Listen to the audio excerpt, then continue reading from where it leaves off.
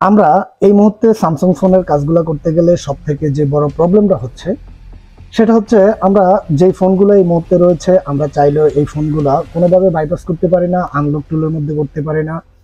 তাছাড়া ইউএমটি বা আমাদের কাছে সিমারা টুল, আমরা যে সমস্ত টুল দিয়ে কাজগুলো করতে যাই আমরা চাইলেও এই কাজগুলো করতে পারি না। তো বন্ধুরা, আজকে আমি আপনাদেরকে এমন একটি টুল দেখাবো যেই টুল দিয়ে আপনি চাইলে আপনার সকল প্রকার আপনার Qualcomm, MediaTek, Xiaomi, LG, Android, Samsung সকলগুলো প্রকার ফোনগুলা আপনি চাইলে ফ্রিতে এফআরপি লক খুলতে পারবেন, চাইলে শাওমি অ্যাকাউন্ট খুলতে পারবেন। তো বন্ধুরা, টোটালি এভরিথিং আজকে আমি আপনাদেরকে দেখিয়ে দেবো কিভাবে ফেড সার্ভিসগুলোর কাজগুলো কিভাবে করবেন, তাছাড়া ফ্রিতে এই টুলের মধ্যে কিভাবে কাজগুলো করবেন। তো বন্ধুরা, আমরা এই মুহূর্তে আমাদের কম্পিউটার স্ক্রিনের মধ্যে চলে এসেছি। কম্পিউটার স্ক্রিনের মধ্যে আসার পর আমাদের সবার সুপরিচিত একটি টুল, এখান থেকে সামফার্মার 1.4.8.1 এই টুলটার এটা হচ্ছে লেটেস্ট ভার্সন। তো এই টুলটা আপনারা কোথা থেকে ডাউনলোড করবেন? ডাউনলোড করার জন্য ডাইরেক্টলি যদি আপনি এখানে যান, যে জাস্ট এখান থেকে লিখবেন সামফার্মার 4.1.8, তারপর এটার মধ্যে একটা ক্লিক করার সাথে সাথে আমরা ডাইরেক্টলি নিচে চলে আসবো। নিচে চলে আসার সাথে সাথে আমরা এখান থেকে জাস্ট যদি এখানে আমি একটা ক্লিক করি, এখান থেকে আপনারা চাইলে ডাইরেক্টলি ডাউনলোড করতে পারবেন। তো বন্ধুরা, আমি এখান থেকে যে জিনিসটা আপনাদেরকে জানাতে চেয়েছি বা দেখাতে চেয়েছি সেটা হচ্ছে গিয়ে, আমরা যে সমস্ত ফোনগুলা এই মুহূর্তে স্যামসাং যে লেটেস্ট ফোনগুলা বা লেটেস্ট ভার্সন যে সিকিউরিটিগুলা রয়েছে ওই ফোনগুলা আমরা চাইলেও আমরা বিভিন্ন সময় বাইপাস করতে পারি না, টুলের মধ্যে সাপোর্ট থাকে না। তো এই টুল দিয়ে আপনারা চাইলে কিভাবে এখান থেকে ডাউনলোড করতে পারবেন বা এটার মধ্যে কিভাবে এখান থেকে অ্যাকাউন্ট খুলতে পারবেন বা কিভাবে এখান থেকে অনলাইনে এই ফোনের কাজগুলো করতে পারবেন। তো বন্ধুরা, আমি ধরে নিচ্ছি আপনারা এখান থেকে টুলটা ডাউনলোড করে ফেলেছেন। তো ডাউনলোড করার পর আমাদের এখানে এই টুলটা এভাবে আমরা স্ট্রাইক করার পর এখান থেকে চালু করে নিলাম। চালু করার পর আমরা যারা স্যামসাং যে ওল্ড ফোনগুলো রয়েছে বা লেটেস্ট ফোনগুলো রয়েছে, আমরা চাইলে এই ফোনগুলোতে কয়েকটা ভাবে এখান থেকে আমরা সিকিউরিটিগুলো এখান থেকে বা এফআরপি লকগুলো আমরা রিমুভ করতে পারবো। তার জন্য আমরা হয়তোবা এই কাজগুলো সবাই জানি। আমরা চাইলে এখান থেকে নর্মাল মোডের মধ্যে যদি ক্লিক করি, জাস্ট ফোনটা লাগাবো, *#0* দিলে এখান থেকে কাজগুলো হবে। তো আজকে মূলত বিষয় হচ্ছে আমি এই টুলটা নিয়ে কোন টুল নিয়ে কথা বলতেছি বা কোন টুল নিয়ে কথা বলবো। আমরা এখান থেকে যদি দেখি remove FRP service all model all version, আমরা স্যামসাং S20 আলট্রা হতে পারে বা স্যামসাং এর এই মুহূর্তে যে সব থেকে আপডেট যে ফোনগুলো রয়েছে, আমরা যদি কোনো টুলের মধ্যে সাপোর্ট না পাই তার ক্ষেত্রে আমরা চাইলে আমরা নিজেরাই এই কাজগুলো করতে পারবো। তো বন্ধুরা, আমরা এখানে এই টুলটি ডাউনলোড করার পর আমরা ডাইরেক্টলি এখানে চলে যাব। আমরা এখানে গিয়ে ইউজিং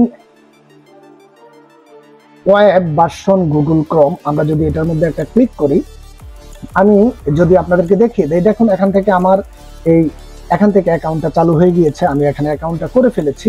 তো আপনারা কিভাবে এখানে অ্যাকাউন্টটা করবেন আমি আপনাদেরকে এই জিনিসটা এখান থেকে দেখিয়ে দিচ্ছি।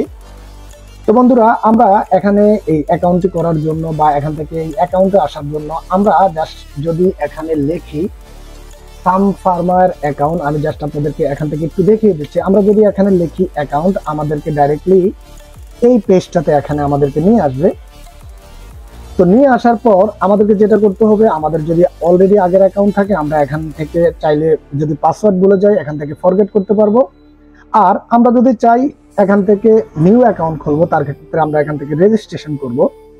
রেজিস্ট্রেশন করার জন্য আপনি আপনার একটা নাম দিয়ে দিবেন, আপনি আপনার একটা জিমেল অ্যাড্রেস দিয়ে দিবেন, এখানে পাসওয়ার্ড দিবেন, এখানে কনফার্ম পাসওয়ার্ড দিবেন, তারপর এখান থেকে জাস্ট লগ ইন করে নেবেন। আপনার অ্যাকাউন্টে এরকম রেজিস্ট্রেশন হয়ে যাওয়ার পর ডাইরেক্টলি এরকম ভাবে চলে আসবে। তো বন্ধুরা, এখান থেকে আপনারা কোন কোন কাজগুলো করতে পারবেন বা কি কি কাজগুলো করতে পারবেন তার জন্য আমি আপনাদেরকে ডাইরেক্ট যদি একটু দেখিয়ে দেই। আমরা এখানের মধ্যে এফআরপি রিমুভ, আমরা ফার্স্ট টাইম এখান থেকে এফআরপি রিমুভ করতে পারবো। সামফার্মার যদি কোনো প্রকার নতুন আপডেট টুল আসে তার ক্ষেত্রে আমরা যদি এখানের মধ্যে ক্লিক করি, আমি আপনাদেরকে যেভাবে দেখিয়েছিলাম জাস্ট আমরা এখানে গিয়ে এখান থেকে ডাউনলোড করে নেব।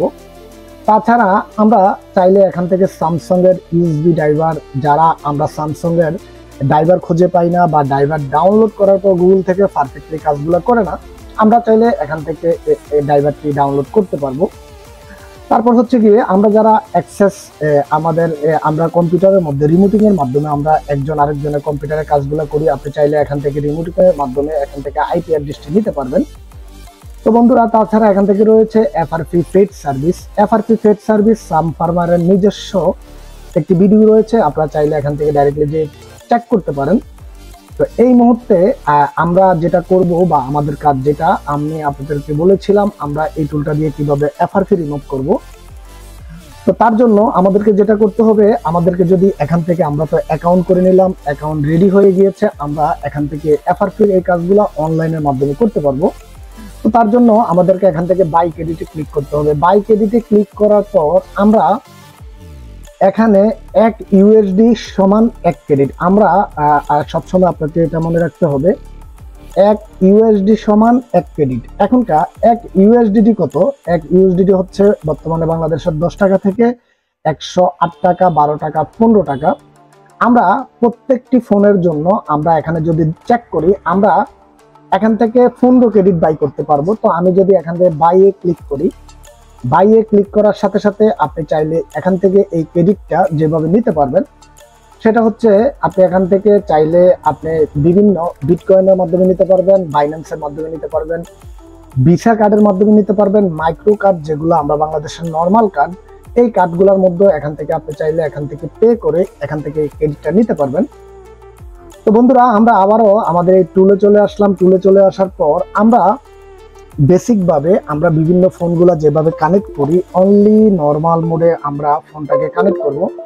আমরা যেভাবে স্যামসাং ফোনগুলো কানেক্ট করি বা নর্মালি আমরা যেভাবে কানেক্ট করি, জাস্ট এভাবে কানেক্ট করব। কানেক্ট করার পর আমরা যদি এখানে এই ফেড সার্ভিসের মধ্যে আবারও ক্লিক করি, আমাদের যদি ক্রেডিটটা এখান থেকে কিনা হয়ে যায়, তার ক্ষেত্রে এই এখানের মধ্যে আমরা যে সময় এখানে এফআরপির মধ্যে ক্লিক করতে যাব, এখান থেকে দেখাচ্ছে অ্যাড ডিভাইস।